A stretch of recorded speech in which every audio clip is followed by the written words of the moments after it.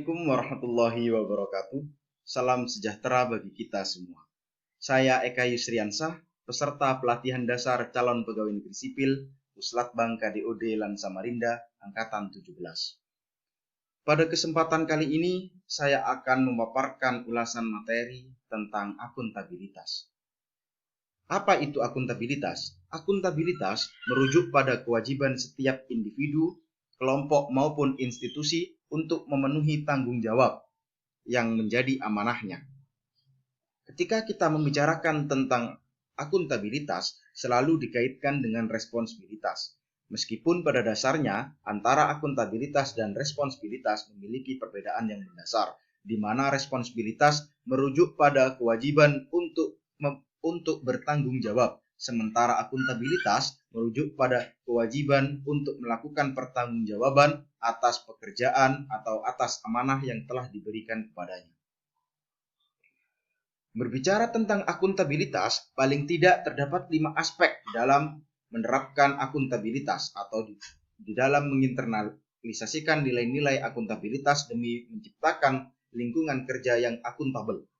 Yang pertama, akuntabilitas merupakan sebuah hubungan, yaitu hubungan antara dua pihak, antara individu dengan negara dan masyarakat, di mana dalam hubungan ini terdapat dua jenis akuntabilitas ya. Yang pertama akuntabilitas vertikal dan akuntabilitas horizontal. Akuntabilitas vertikal yaitu bentuk tanggung jawab kita terhadap otoritas tertinggi atau terhadap atasan yang telah memberikan amanah atau pekerjaan kepada kita. Sementara akuntabilitas horizontal yaitu pertanggungjawaban kepada masyarakat atau kepada publik. Yang kedua, akuntabilitas berorientasi pada hasil.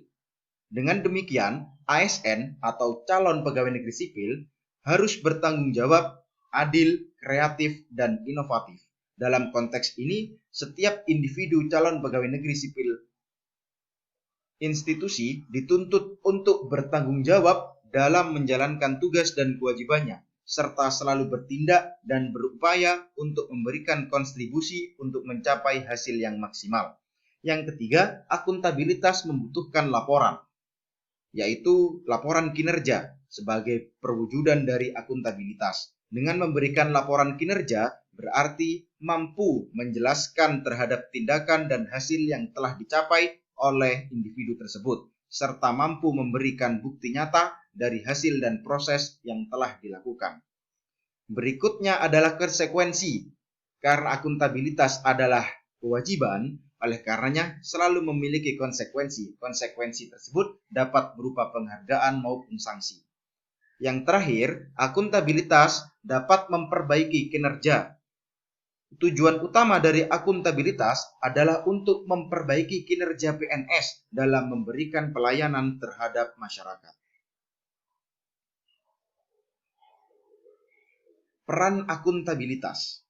Akuntabilitas pada dasarnya adalah prinsip dasar yang harus diinternalisasikan dalam setiap diri calon pegawai negeri sipil dan diejawantahkan melalui kinerjanya. Hal ini bertujuan untuk apa? Untuk mengubah citra ASN yang selama ini buruk di hadapan publik atau masyarakat, bekerja lambat, dan pemborosan sumber daya. Paling tidak terdapat 3 peran akuntabilitas. Yang pertama adalah peran demokrasi, yaitu untuk mengontrol demokratis. Berikutnya, peran konstitusional untuk mencegah korupsi dan penyalahgunaan kekuasaan. Yang ketiga, peran belajar, yaitu untuk meningkatkan efisiensi dan efektivitas. Di dalam akuntabilitas, terdapat nilai-nilai yang sudah seyogyanya harus diterapkan, harus diresapi, harus diinternalisasikan, dan diejawantahkan melalui dalam kinerja-kinerja khususnya para aparatur sipil negara. 9 nilai-nilai akuntabilitas tersebut antara lain leadership atau kepemimpinan, transparansi, integritas, tanggung jawab, keadilan, trust atau kepercayaan, keseimbangan, kejelasan, dan konsistensi.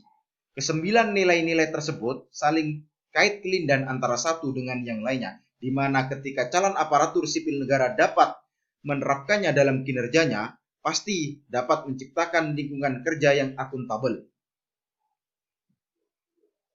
PNS yang akuntabel adalah PNS yang mampu mengambil pilihan yang tepat ketika terjadi konflik kepentingan. Jadi dapat membedakan mana yang lebih penting antara kepentingan pribadi ataupun kepentingan negara yang berorientasi pada kepentingan publik.